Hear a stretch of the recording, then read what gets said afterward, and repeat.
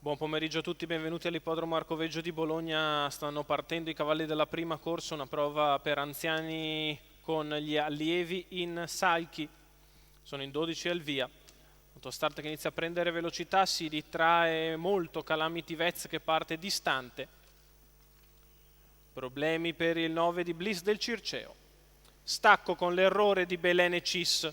La favorita di galoppo allo stacco si riprende ma ha perso molto terreno, va al comando subito Cenerentola precedendo Birbaral, all'esterno progredisce Calvados Griff che va a chiedere e Numero ottenere 9, strada. Bliss del Passa Circeo, dopo squalificato. 200 metri in 14,9 Calvados Griff.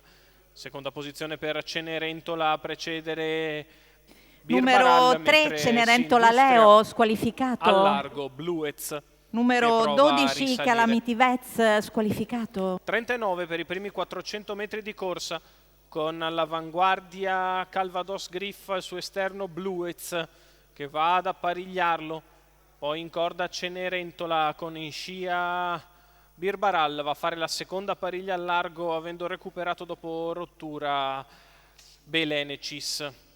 46,5 per i primi 600 metri di corsa, siamo al passaggio davanti alle tribune con Bluez che intensifica le palate al lato di Calvados Griff, a un giro dalla fine tende già a passare.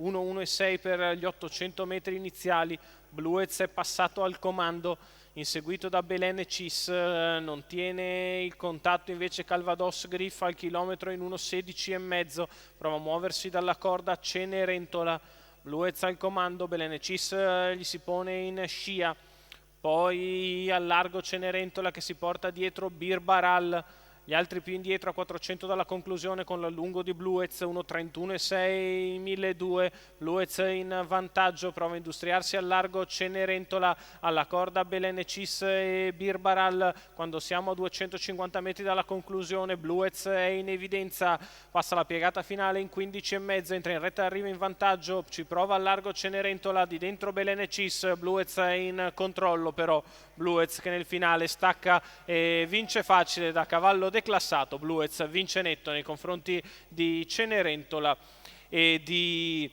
Belene Cis. 1.16.1 ragguaglio cronometrico, 36 a chiudere la vittoria di Bluez. Santo Ollio, Cosimo e Cristina Fiori, colore del signor Ali Fakir, vittoria del 6 anni da Ganymede, che quando è giusto ovviamente con questi non può correre. Facile assunto per Bluez e Santo Ollio al secondo, finisce Cenerentola al terzo. Belene Cis.